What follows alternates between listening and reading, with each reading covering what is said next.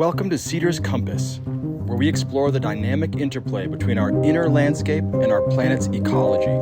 Delve deep into the worlds of science, medicine, and philosophy as we discover the threads that weave us into the larger tapestry of life on Earth.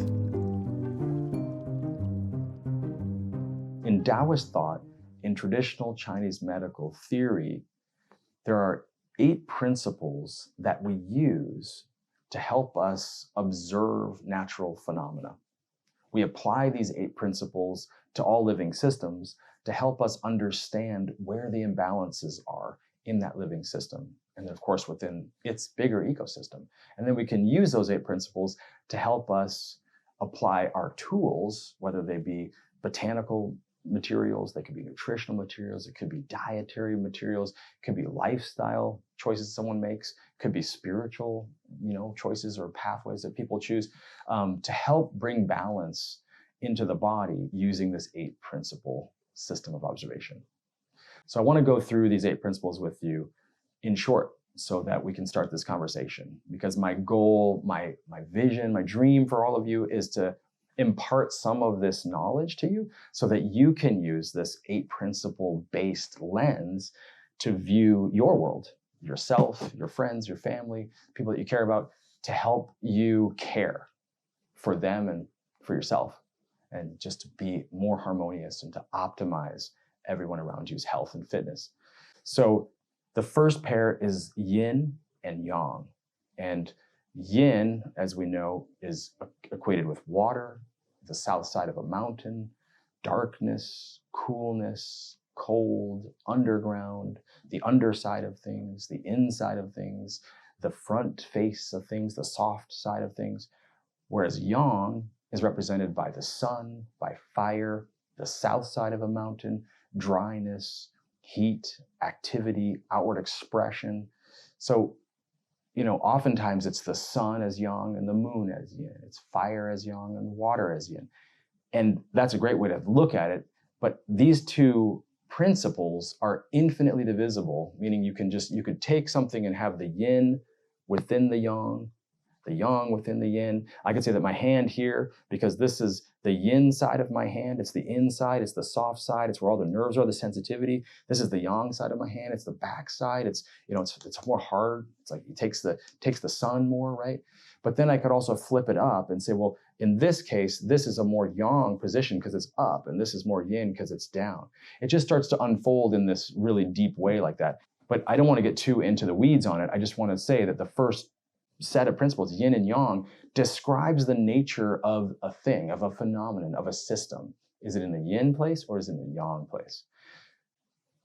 That's a fun topic, and I want to go deep with you at some point on this to really unfold it, and you'll find how useful it is to be able to understand the yin and yang nature of a thing or a phenomena. So next, I have hot and cold, and I would like to connect those. So yang, hot, generally, yin, cold, generally. And hot and cold are just what you would think they are. Hot is literally, it's red, it's strong, it's rapid movement, it's excitation, it's pulsing, the hot conditions in the body, elevated heart rate, rapid things, lots of movement, that's heat. Cold is the opposite. A very cold condition in the nervous system would be like a very slow, like imagine somebody had overdosed on opiates, let's say. A very cold effect on the lungs where the repression of the nervous energy was so strong that literally the nerves could not impart the impulse to the lungs to breathe, and the person then stopped breathing, and died. Extreme cold in that case, right? So there are, this idea, hot and cold, again, we apply it in the simple terms of just like, oh, that thing's hot, I touch it, that thing's cold, but it goes deeper into conceptual frameworks that we can unfold through, a deeper investigation. Next, I want to talk about excess and deficiency. So if we took the yang and the hot side, more associated would be excess, too much of something. There's literally too much material, too much energy, too much emotion, too much excitation. That's excess. And with that situation, we want to clear it. We want to move it. We want to drain it. We want to soothe it. We want to calm it. We want to placate it. It's excess. The other side of that is deficiency.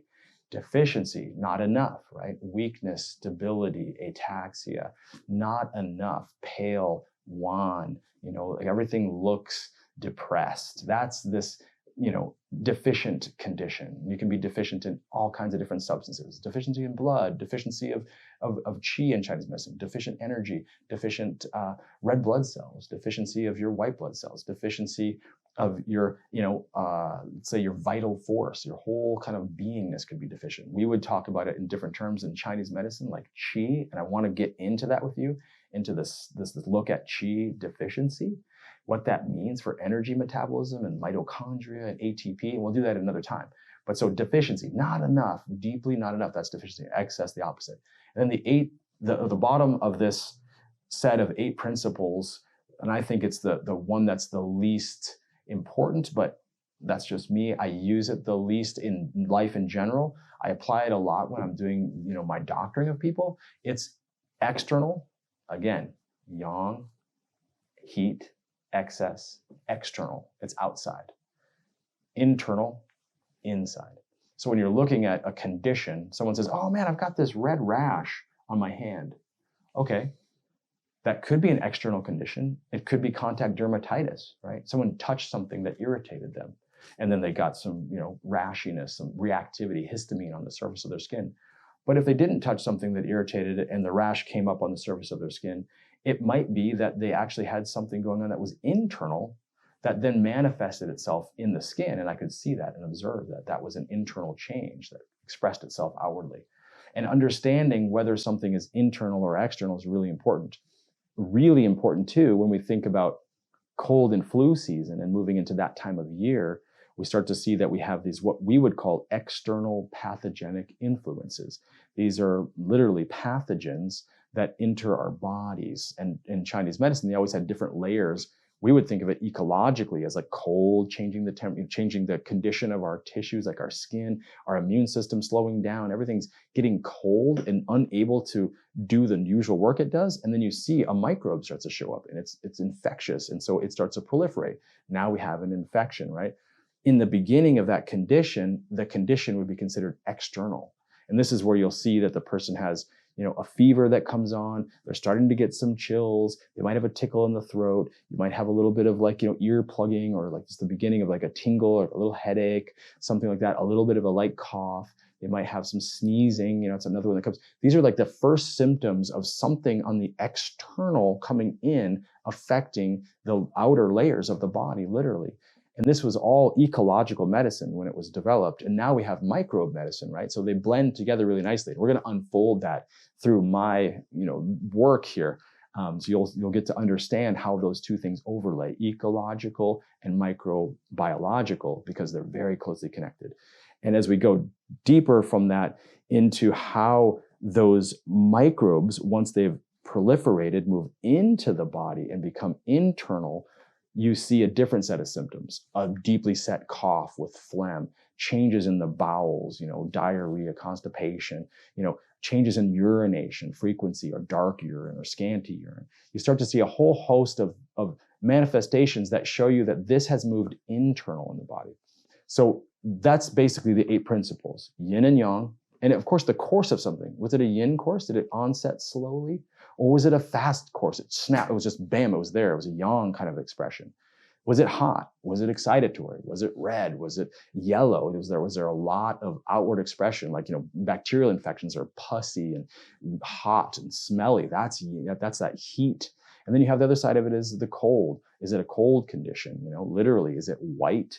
Is everything depressed? Is the nerve energy low? What is the condition, hot or cold? Excitatory or inhibitory?